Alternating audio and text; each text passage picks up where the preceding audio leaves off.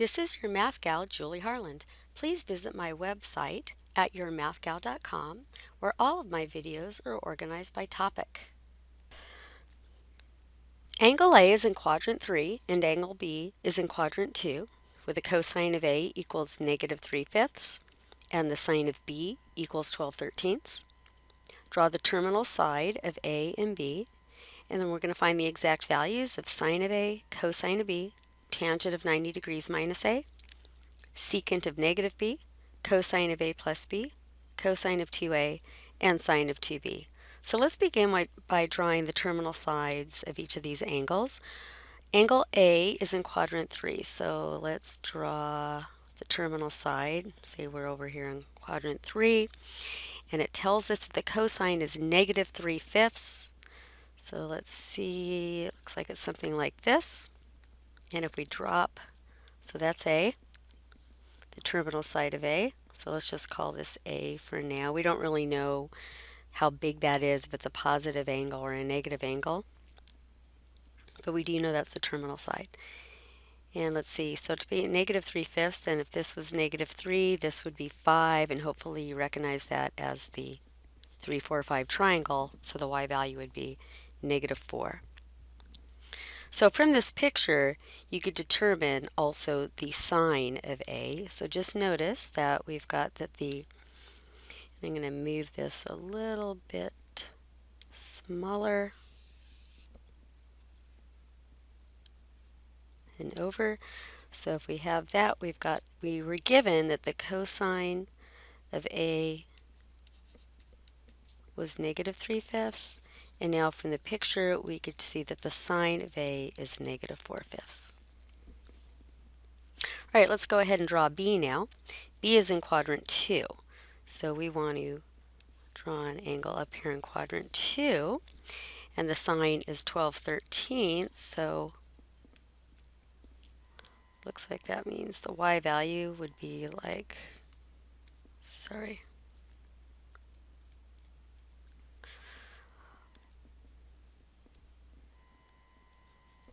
something like this. And if we went ahead and draw that, this would be 12/13. And hopefully you recognize that as the 5/13 triangle. So along the x-axis, the x-coordinate would be 5, right? So we can, again, state what the cosine and sine of B is. We were given that the sine was 12/13, but from this picture, we see that the cosine of B is -5/13, and that the sine of B, we were given that, is 12/13.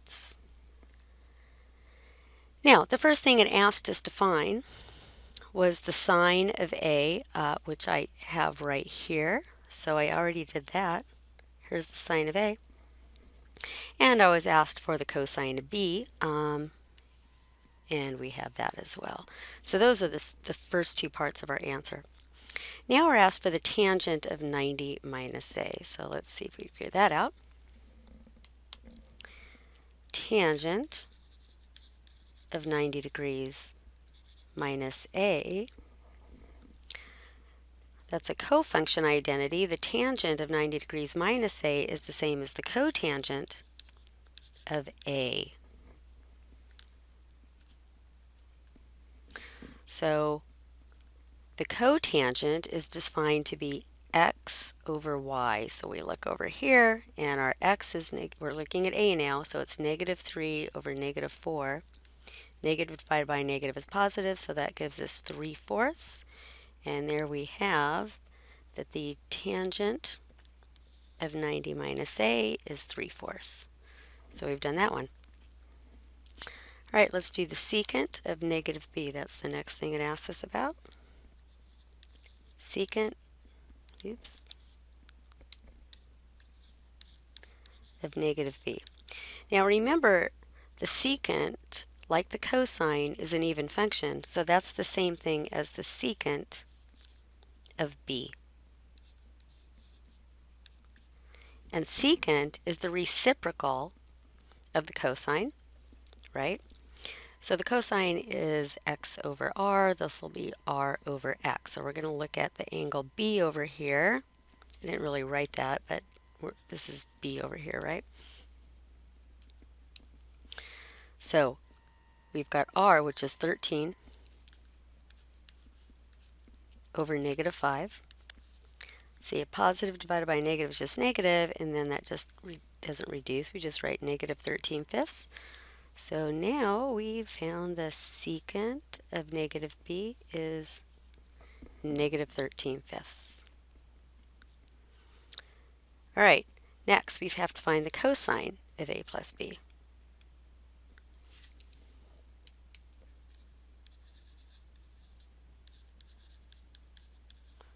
Well, the formula for the cosine of a plus b is the cosine of a times the cosine of b minus the sine of a times the sine of b. So we're just going to put those values in. The cosine of a up here is negative 3/5. And the cosine of b was negative 5/13. Minus the sine of a is negative 4/5. And the sine of b is 12/13. Now keep in mind, we're going to simplify this fraction. You might want to reduce this first fraction by canceling the 5's, but then you wouldn't have a common denominator. So I'm just going to go ahead and leave as is. So that will give us 15/65, just multiplying the numerators and denominators. What do I have here? I have a minus and then another negative sign. This will end up being a plus. 4 times 12 is 48/65. And so you just add the numerators. So we have 63/65. Now we've just found the cosine of a plus b. Okay, I think we're going to have to go on to another page. All right, so here's our pictures again because we do need to know the angles and what their cosines and sines are. All right, the cosine of 2a. Now there are 3 formulas for the cosine of 2a. It really doesn't matter which one you use. I'm going to do cosine squared a minus sine squared a. But if you use 2 other formulas, you should get the same answer. So the cosine of a is negative 3/5. So this is negative 3/5 squared minus, and then the sine of a is negative 4/5.